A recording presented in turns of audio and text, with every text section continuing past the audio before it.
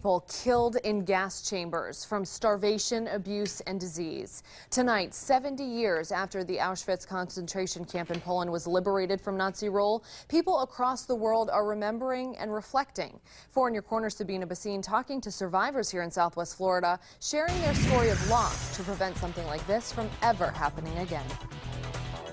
Here at the Southwest Florida Holocaust Museum, photos like these serve a stark reminder of what Jews endured during the Holocaust. Now today, 70 years ago, one of those concentration camps was liberated, Auschwitz, by the Russians.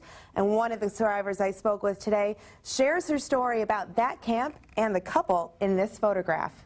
7 years old, a little girl and her family in hiding, ripped apart one terrifying night. I freaked out. I screamed. And then the whole house was screaming because in the middle of the night, 5 soldiers with guns going through all the bedrooms. She and her family taken to a prison for 6 weeks, and eventually they were forcefully split up. I was in a holding camp in Belgium. She remembers the day she was left behind. My parents were sent out with the one but last train to Auschwitz from a Belgian holding camp. A month before Auschwitz is liberated in 1945, her parents were taken off, transferred to 2 more concentration camps. But once those were liberated, they both survived liberation, so they both knew that the war was over. But then they were too weak and they didn't survive. An all too common story, according to the executive director of the Southwest Florida Holocaust Museum. We've lost many people in the past year and a half associated with our museum that have meant so much, but we have those stories and we are now part of their legacy. In honor, the museum sharing local survivor stories through these documentaries. Stories like Hella Wartsky. Thank God I wasn't in Auschwitz.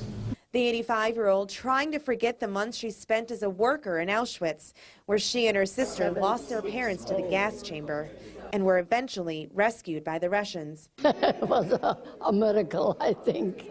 A story she, like thousands of others, share. I watched the devil straight in the eyes, and somehow they couldn't kill me. To ensure it never happens again.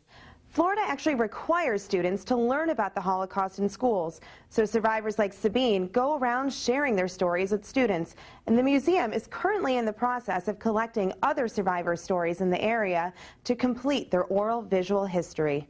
Reporting in Naples, Sabina Basine, Fox 4 in your corner. Thank you, Sabina. About 300 Holocaust survivors returned to the Auschwitz concentration camp in Poland today. Ceremonies marking that 70th anniversary of the camp's liberation by Soviet troops held outside the infamous Gate of Death, as it's called. Several world leaders attending this commemoration, including the presidents of Germany and Austria. One survivor becoming emotional as he pleaded for people to not repeat the atrocities of World War II.